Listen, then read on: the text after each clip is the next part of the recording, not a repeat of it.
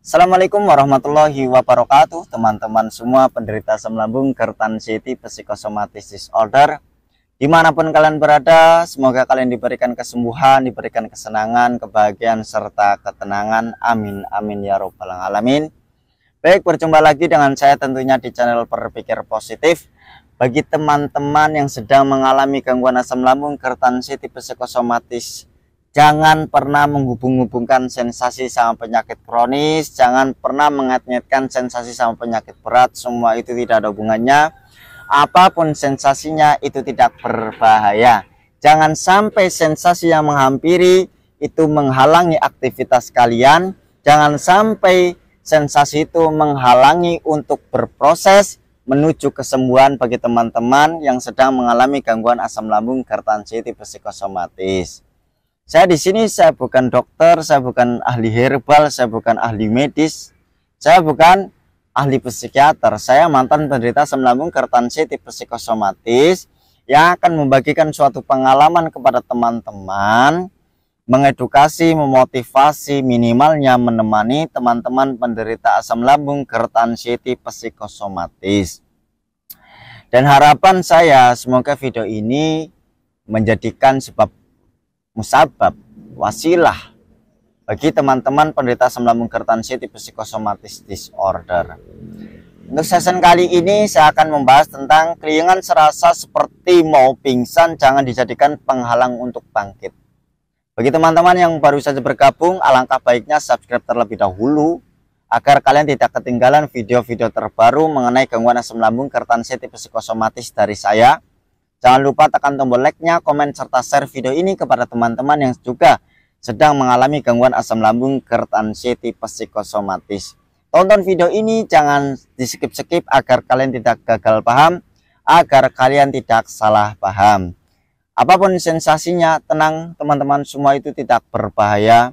Pokoknya kalau kalian sudah mulai bangkit, jalan-jalan pagi, kemudian kalian dihadang oleh ketakutan dan kecemasan, kemudian ada sensasi seperti keliengan, serasa kayak mau pingsan, serasa kayak mau jatuh, ketahuilah semua itu hanya serasa saja dan itu tidak terjadi teman-teman.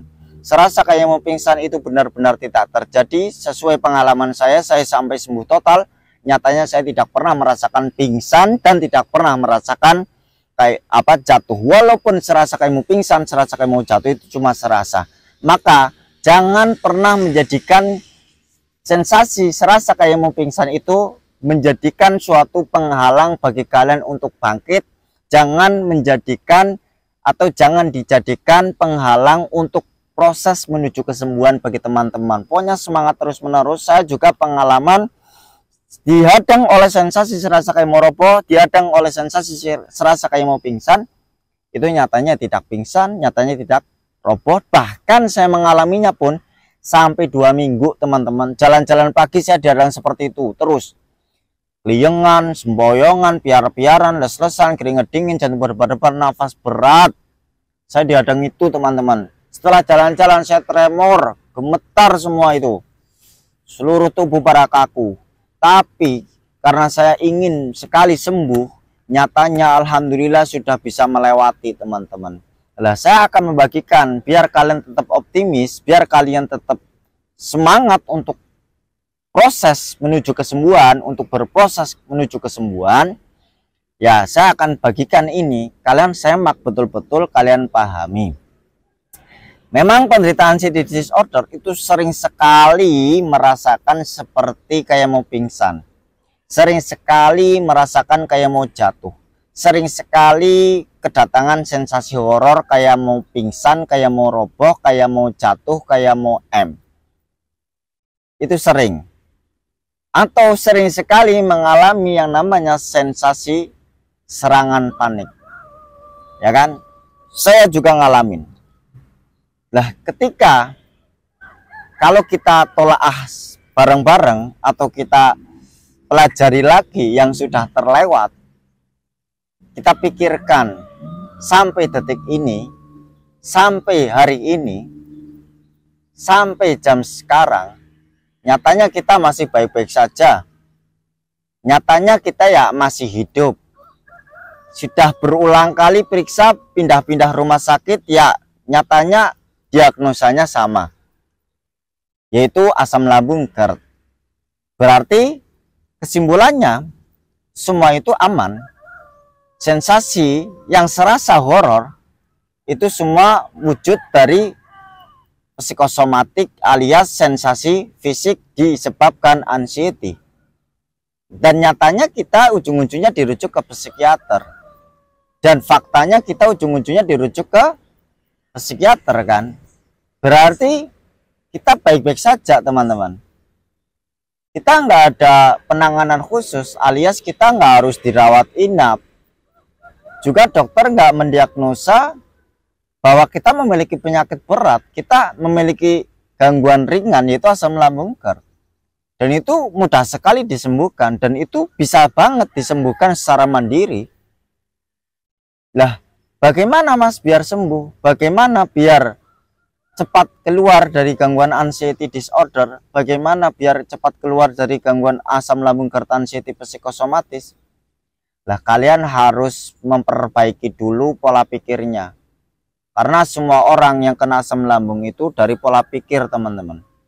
Semua orang yang kena gangguan asam lambung itu semua dari pola pikir, berawal dari pola pikir. Pola pikir yang stres, barangkali kita itu memiliki sifat yang perfeksionis. Perfeksionis dalam artian kita takut diomong orang, kita takut digunjing orang, kita takut gagal, kita khawatir akan hari esok. Seperti dulu sebelum kena asam lambung kita selalu berpikir besok bisa sekaya enggak ya, besok bisa sukses enggak ya, besok bisa memiliki banyak harta enggak ya. Nah, itu adalah wujud perfeksionis. Atau kita mau melakukan aktivitas apapun, kita itu kebanyakan mikir. Sekecil hal apapun atau sekecil perkara pun itu kita selalu dipikir, sehingga mengakibatkan kita menjadi orang yang mudah stres. Apa-apa jadi dipikir sih, jadi ya mudah stres. Sekecil apapun dipikir, padahal itu sebenarnya nggak harus dipikir, tapi kita selalu mikir. Terus kemudian kita itu menumbuhkan rasa nggak enak kalau diomong orang, menumbuhkan rasa nggak pede ketika kita melakukan aktivitas atau melakukan pekerjaan. Kita karena didasari takut diomong orang, dicaci orang, akhirnya sering menyalahkan diri sendiri. Aduh, saya melakukan seperti ini, duh gimana ya menurut orang ya, baik nggak ya? Itulah yang sering dipikirkan kan, yang selalu menyalahkan diri sendiri. Merasa tidak selalu puas, merasa tidak puas. Nah, akhirnya apa? Akhirnya menjadikan suatu kesetresan. Dari kesetresan itu selalu memikirkan hal yang nggak penting, memikirkan hal yang unfaidah, sehingga mengacaukan di aktivitas kehidupan kita. Contohnya makan pun kita terabaikan, makan nggak teratur, ya kan? Waktunya dihabiskan untuk jalan terus, mikir maksudnya. Waktunya dihabiskan untuk mikir terus. Juga karena pikiran banyak, takut makan masa depan, takut digunjing orang, tidak puas akan apa yang kita lakukan karena takut diomong orang, sehingga mempengaruhi pola tidurnya. Tidurnya kita berantakan. Lah, mulai dari itulah sehingga kita kena gangguan asam lambung GERD anxiety psikosomatis. Memang awalnya kita nggak tahu asam lambung GERD anxiety psikosomatis itu nggak tahu. Nah, biasanya orang yang kena asam lambung bisa tahu kena asam lambung biasanya itu berawal dari GERD sih. Kebanyakan dari teman-teman itu berawal dari GERD. GERD itu di atas asam lambung, tapi itu tidak berbahaya. GERD itu ciri-cirinya seperti kayak moem, rasanya kayak moem itu. Jadi ada angin yang naik dari perut ke dada, seakan-akan kayak ada ruh yang keluar dari raga, ya kan? Lah terus bagi penderita GERD, awalnya dari GERD, kemudian dipikir terus menerus, trauma, takut akan terjadi lagi, takut kembali lagi, takut terjadi seperti itu lagi. Juga awal dulu kan nggak pada tahu kalau itu GERD, istilah GERD kan awalnya yakin pada nggak tahu. Nah kalian tahu GERD kan karena kalian periksa lah ke dokter, yaitu asam lambung GERD. Semua orang yang periksa ke dokter pasti ya ujung-ujungnya didiagnosanya asam lambung GERD. Tapi awal mulanya sebenarnya GERD doang, bukan asam lambung. Kemudian kalau periksa ya dokter pasti menyampaikan asam lambung GERD gitu. Nah, karena sudah tahu kan, karena sudah diperiksa, sudah didiagnos oleh dokter dan sudah diberitahu bahwa kena asam lambung GERD.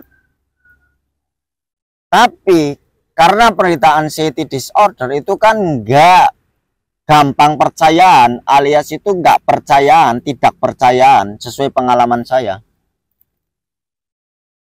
Enggak percayaan. Ya kan? Karena rasanya horor kayak mau itu. Tetap yang ada di pikiran itu takut takut penyakit kronis karena merasakan kayak mau itu. Terngiang-ngiang tiap hari dipikir takut takut takut takut Nah, secara otomatis tanpa kita sadari terjebaklah di lingkaran anxiety. Setelah terjebak, akhirnya muncullah suatu pikiran-pikiran yang negatif, pikiran-pikiran yang ngaco, selalu datang bahkan tiap hari, sepanjang hari itu negatif terus-menerus. Tidak hanya satu hari, kita pikirkan sampai berminggu-minggu bahkan berbulan-bulan. Secara tidak kita sadari, pikiran negatif itu menguasai alam bawah sadar kita. Terkuasailah alam bawah sadar kita. Alam bawah sadar kita terkuasai oleh pikiran negatif. Secara tidak langsung mental kita turun, mental kita down, semua jadi ditakutin. Hal yang tidak rasional pun ditakutin. Setiap mau melakukan aktivitas, jadi apa-apa dipikir. Yang dipikir bukan positif, tapi pikirannya itu negatif. Takut lah, takut nanti pingsan lah, takut nanti jatuh lah, kayak gitu. Semua menjadi ancaman. Semua menjadi ancaman bagi penderita anxiety disorder. Tidak ada yang menjadi sebuah kebahagiaan, yang ada adalah sebuah ancaman bagi penderita anxiety disorder. Tensi pun ketika naik selalu menghubungkan sama penyakit kronis. Kencing terus-menerus selalu dihubungkan sama penyakit kronis juga. Jangan-jangan ginjal. Jangan berdebar-debar, langsung pikirannya jangan-jangan jantung. Nafas berat, aduh jangan-jangan paru-paru. Keliengan, selekat-selekit di kepala. Serasa ada yang jalan di kepala. Pikiran liar, pikiran ngacau, pikiran susah sekali dikendalikan, pikiran penderita anxiety disorder, jangan-jangan saraf nih. Jangan-jangan kanker otak nih. Itulah penderita anxiety disorder. Yang ada itu negatif, negatif, dan negatif. Kenapa seperti itu? Karena kita sudah terperangkap oleh anxiety. Karena memiliki suatu ketraumaan. Dan saya yakin sebesar apapun mental yang kalian miliki saat ini, itu bisa diukur dengan jari lah. Yang enggak ditakutin itu bisa diukur dengan jari. Yang ditakutin itu cuma 1, 2, 3 doang penderita anxiety disorder. 1, ketika mendengarkan dari para penyintas, itu nggak takut walaupun sendirian. Yang kedua, ketika kumpul sama teman-teman yang sama-sama penderita asam lambung GERD anxiety. Yang ketiga, ketika sedang mendengarkan atau menonton video yang lucu-lucu. Itu pun pikirannya masih agak liar. Itu pun pikirannya masih ngaco. Tapi ya nggak takut gitu. Sebanyak apapun harta yang kalian miliki, sebanyak apapun uang yang kalian miliki, semua tidak ada artinya. Ya kan? Sebanyak apapun harta yang kita miliki, uang yang kita miliki, semua nggak ada artinya. Karena apa? Karena tertutup oleh sensasi, karena tertutup oleh cemas, karena tertutup oleh ketakutan. Jadi kalian sudah tahu kan, asal muasalnya kalian kena asam lambung Kertan City, dan ujung-ujungnya kita dirujuk ke psikiater. Maka mulai sekarang, ayo kita bangkit. Jangan jadikan sebagai alasan untuk bangkit ketika ada sensasi kelingan serasa kamu pingsan. Itu hanya serasa saja. Itu hanya serasa saja, teman-teman. Kalian detik ini, hari ini, apakah pernah merasakan pingsan? Apakah merasakan jatuh? Sekalipun sempoyongan, apakah itu benar-benar roboh? Tidak kan? Tidak. Karena apa? Saking capeknya otak kita, teman-teman. Karena saking capeknya tubuh kita. Tanpa kita sadari tiap hari kita itu stres. Memikirkan hal yang tidak rasional itu. Selalu memikirkan sensasi yang semua itu adalah permainan dari anxiety. Semua itu tidak terjadi, semua itu tidak ada hubungannya sama penyakit kronis. Maka detik ini, mulai sekarang, jangan pernah menghubung-hubungkan dan mengait-ngaitkan lagi.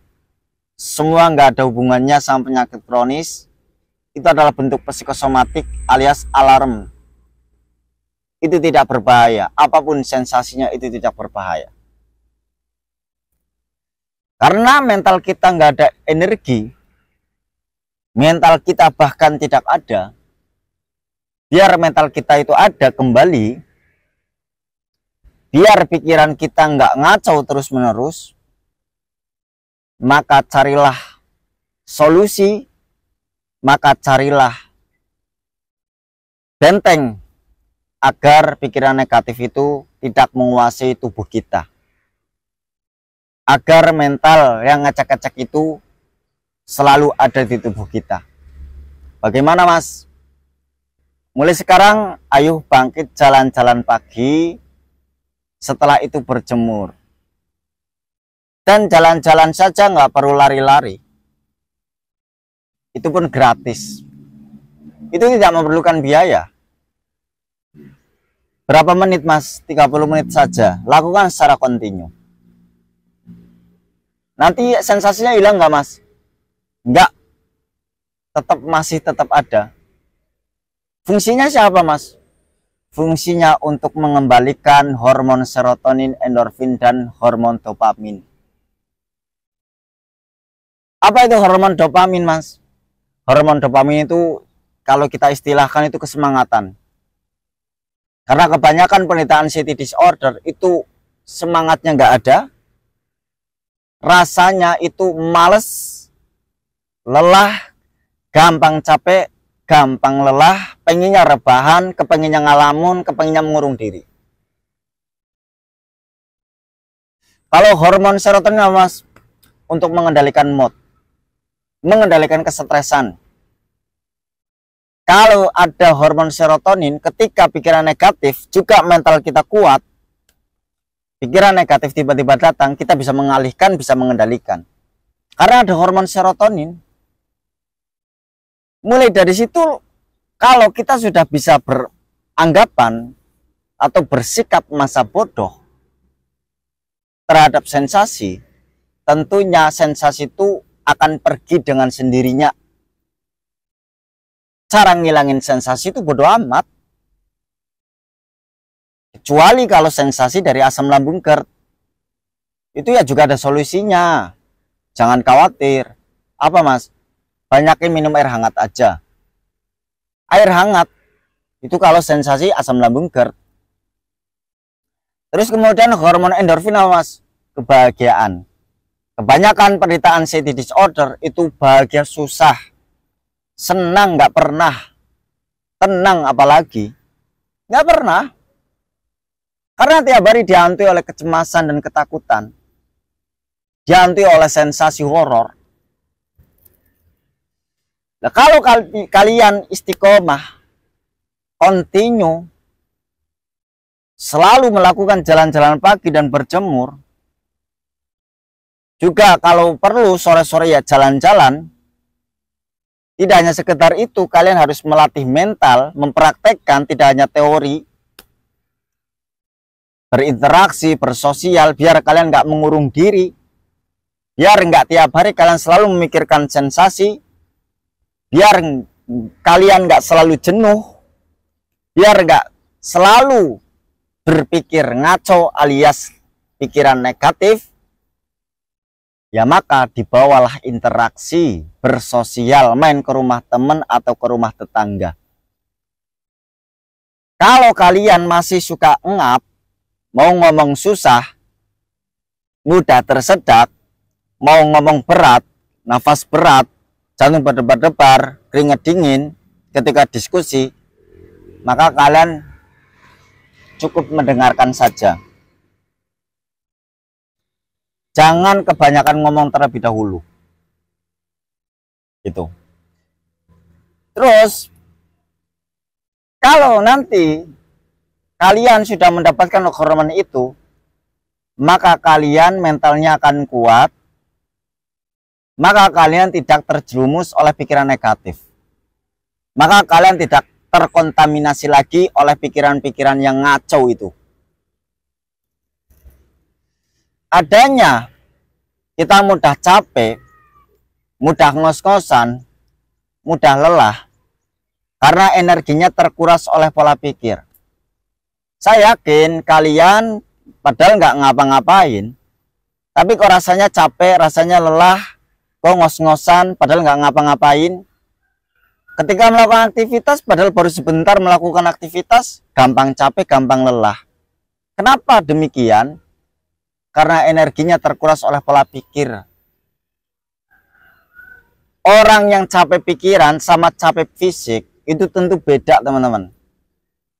Kita itu masuknya yang capek pikiran. Orang yang capek fisik dibawa tidur, udah setelah bangun ya stabil lagi energinya, staminanya stabil lagi. Tapi kalau pikiran yang capek, yang lelah, walaupun kita itu tidur tiap hari, saya yakin kalian nggak bisa tidur sih tiap hari. Itu nggak langsung stabil energinya, nggak langsung stabil, nggak langsung pulih staminanya. Stabilnya itu dengan cara apa? Ya dengan cara hindari pikiran yang stres, hindari overthinking. Dampaknya apa? Dampaknya kalau kita selalu stres, overthinking, selalu memikirkan sensasi yang tak ada ujungnya, jadinya mudah lapar. Sering kan kalian ngalamin sering lapar kan? Udah makan, ya gampang kenyang, mudah kenyang. Karena apa teman-teman? Satu, mudah lapar efeknya karena sering mikir. Lah mikirnya itu stres karena mikirnya nggak ada ujungnya, mikirin sensasi terus-menerus. Jadi mudah capek, mudah lelah, mudah ngos-ngosan, juga mudah lapar. Kok mudah kenyang juga ya mas? Karena kita kena asam lambung, GERD, pencernaan juga belum stabil. Jadinya mudah penuh. Makanan tidak langsung digiling. Karena alatnya untuk menggiling itu sedang tidak berfungsi alias belum berfungsi semaksimal mungkin. Itu juga yang perlu diperhatikan bagi kita, jangan terlalu memperhatikan perubahan tubuh. Kalau sering sekali memperhatikan perubahan tubuh, yang ada kesetresan. yang ada pikiran tambah ngaco lagi, yang ada menghubung-hubungan lagi, yang ada mengait-ngaitkan lagi. Saya contohkan, kalau selalu memperhatikan berat badan, aduh, kok makin kurusan ya, kok BP turun, stres kan? Mikir lagi, padahal saya udah makan banyak. Asam lambung itu sebenarnya jangan kebanyakan makan dulu. Wajar, orang yang kena asam lambung GERD, juga anxiety, itu BP turun. Karena apa? Pencernaan satu belum maksimal. Makanan tidak langsung jadi daging karena pikiran jalan terus-menerus. Jadi wajar, nggak apa-apa. Yang penting sehat mentalnya terlebih dahulu. Mental kuat, badan kuat, badan sehat. Itu. Terus kemudian kalian harus bersikap masa bodoh terhadap perubahan tubuh. Kebanyakan dan kesalahan penderita anxiety disorder itu ngaca pun diperhatikan, hidung sampai dilihat-lihat. Duh, jangan-jangan mau M nih. Kulit pucat, wah dipikir langsung negatif, ngaco, mengait-ngaitkan. Tangan dilatin tiap hari, kuning enggak ya? Itu secara tidak langsung menjadikan kesetresan. Nah, setelah itu kita harus memperbaiki pola hidupnya. Pola hidup yang bagaimana? Yang efektif, yang baik bagi penderita asam lambung GERD anxiety psikosomatis. Pola hidup seperti jangan begadang. Karena kalau semakin sering begadang, maka akan memperlambat kesembuhan penderita anxiety disorder. Akan memperlambat kesembuhan kita, teman-teman. Minimal sekali tidur dalam satu malam itu 6 jam. Juga kalian harus mau tidak mau ya tadi, jalan-jalan, olahraga. Kemudian kalian hindari emosi. Kalau penderita asam lambung GERD anxiety psikosomatis, emosinya tidak dikontrol alias emosinya itu tidak dikendalikan, ya ujung-ujungnya nanti ya tremor, liengan, nafas berat, jantung berdebar-debar. Maka mulai saat ini kalian harus bisa mengontrol emosi, jangan dibikin emosi. Kalian harus berlatih sabar, berlatih mengendalikan emosi, teman-teman. Pengalaman saya itu cara mengendalikan emosi, yaitu olah nafas, tenang, tenang, tenang, tenang. Sambil ngomong ke perasaan dan pikiran sendiri. Kemudian harus perbaiki pola spiritualnya, yang paling baik itu ya hubungan kita sama Allah. Itu. Nah, itu perbaiki 5-5 itu, nanti kalian akan cepat membaik, akan cepat sembuh. Nah, itu semua sensasi itu tidak berbahaya, jangan sampai itu menjadi penghalang bagi kalian untuk berproses menuju kesembuhan. Semua aman, teman-teman. Biar pikiran nggak ngeblank, biar pikiran nggak liar, maka hindari searching. Kebanyakan orang yang searching itu kan munculnya ujung-ujungnya tersugesti, terkontaminasi sama jawaban yang ada di Google. Yang padahal itu nggak ada hubungannya sama penyakit kronis. Hindari mengurung diri juga itu penting. Hindari mengurung diri. Kalau kebanyakan mengurung diri, pikirannya liar. Pokoknya sering-seringlah melakukan aktivitas di luar rumah. Biar kalian itu mendapatkan kesenangan. Kalau nanti mendapatkan suatu kesenangan, nanti kalian akan lupa sama sensasi. Semakin lupa, kemudian kalian nggak selalu memikirkan sensasi, maka mental kalian semakin membaik. Maka mental kalian semakin kuat. Itu. Pokoknya sensasi itu jangan jangan dirasa-rasakan, jangan dikait-kaitkan, tapi dialihkan. Itu dengan cara melakukan aktivitas yang benar-benar disenangi. Jangan pernah hidup dalam pola pikir. Itu yang paling utama. Semua yang ada di pikiran kita itu permainan anxiety. Semua pikiran yang negatif itu adalah wujud anxiety. Jadi jangan pernah hidup dalam pikiran anxiety. Jangan pernah mendiagnosa diri kita memiliki penyakit kronis. Kita bukanlah dokter. Kalau sudah didiagnosa oleh dokter hanya gangguan asam lambung GERD, dan ujung-ujungnya kita dirujuk ke psikiater, ya sudah, kita percaya aja, ikutin. Jangan mendiagnosa, menduga-duga bahwa kita memiliki penyakit kronis, memiliki penyakit berat. Perlakukan juga diri kita layaknya orang sehat, orang normal. Kita hanya di gangguan psikis. Kalau kita beranggapan kita itu baik-baik saja, kita nggak kenapa-napa, kita memperlakukan orang seperti orang sehat, ya nanti kita akan sembuh. Tapi kalau kita meratapi, kita merasa-rasakan, ya lama kita keluar dari asam lambung GERD anxiety psikosomatis. Kebanyakan yang sembuh, pengalamannya saya teman-teman, saya sembuhnya itu memperlakukan diri saya itu seperti orang sehat. Saya beranggapanlah baik-baik saja. Sensasi yang muncul bodoh amat. Kunci sembuh dari asam lambung GERD anxiety psikosomatis itu bodoh amat. Kuncinya itu bodoh amat dan happy. Semakin kita bodoh amat, sensasi pergi. Semakin kita cuek terhadap sensasi, maka sensasi akan minggat. Itu obatnya sesuai pengalaman saya. Dah, mulai sekarang jangan mengait-ngaitkan lagi, menghubung-hubungan lagi. Semangat terus-menerus, walaupun tetap diadang sensasi, bersikap masa bodoh, cuek terhadap sensasi. Jangan menjadikan sensasi itu sebagai alasan kalian tidak mau bangkit. Pokoknya semangat terus-menerus. Kalau kalian tetap mengikuti pikiran yang negatif, kalian terhalang oleh sensasi yang menghampiri, lalu mau sampai kapan kalian mau hidup dalam lingkaran anxiety itu? Apakah enak hidup dalam anxiety itu? Tentu tidak kan teman-teman. Maka mulai sekarang ayolah rubah mindset itu, memprogram hidup kita, kuatkan kembali mental kita, terus kemudian jangan pernah jadikan sensasi itu sebagai alasan untuk kita bangkit menuju kesembuhan. Tetap semangat.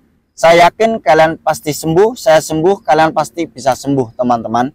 Kurang lebihnya mohon dimaafkan. Wassalamualaikum warahmatullahi wabarakatuh.